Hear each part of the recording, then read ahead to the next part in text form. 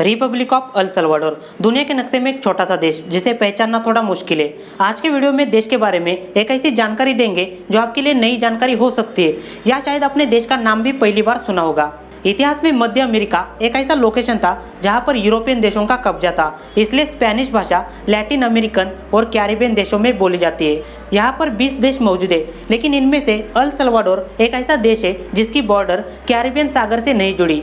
पूर्व की तरफ होंडुरास, पश्चिम में ग्वाटेमाला और दक्षिण में प्रशांत महासागर दिखाई देता है। हम देश के बारे में जितनी भी जानकारी देते हैं उसमें सबसे पहले उसके नाम के बारे में जानते हैं, क्योंकि ये सबसे जरूरी है। स्पेनिश साम्राज्य के दौरान देश के नाम की उत्पत्ति स्पेनिश शब्द अल सल्वाडोर से हुई थी, जिसका अर्थ है मुक्ति का देश। नाम का सबसे पहले इस्तेमाल उस समय किया था जब स्पेन के सम्राट डॉन पेड्रो डियाज, जिन्होंने देश को स्पेन साम्राज्य का हिस्सा बनाया था। हालांकि उससे पहले देश कैंटोन नाम से जाना जाता था।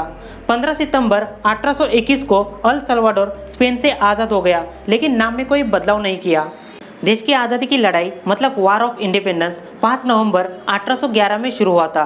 उस समय के स्वदेशी लोगों ने स्पेनिश साम्राज्य के खिलाफ एक बड़े ऑर्गेनाइजेशन की शुरुआत की, जो फ्रांस और अमेरिकन रिवॉल्यूशन मतलब अमेरिकन क्रांति के विचारों से प्रेरित था। लेकिन स्पेन की सेना इतनी ताकतवर थी, उन्होंने लोगों को एकजुट होने से रोक दिया। मतलब यहाँ पर स्वदेशी लोगों की हार हुई थी।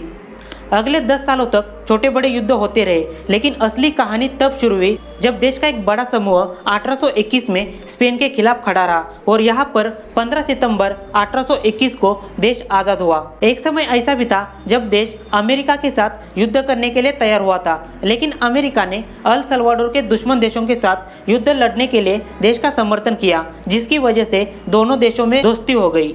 देश ने अमेरिकन सेना के साथ इटली और जर्मनी के खिलाफ लड़ाई लड़ी और खुद की सेना को भी काफी ताकतवर बनाया था, क्योंकि अमेरिका देश को युद्ध सामग्री खरीदने के लिए पैसा दे रहा था। आज़ादी मिलने के बावजूद भी छोटे साम्राज्य और सेनाओं के बीच देश के राज्यों को बांटा गया, जिसकी वजह से सामाजिक, राजनीतिक और आर्थिक तनाव बढ़ गया। तनाव के कारण 1980 में पूरे देश में गृह युद्ध शुरू हो गया, जो 1992 तक चला। उस समय की सरकार ने शांति समझौता किया और एक नए संविधान को लागू किया।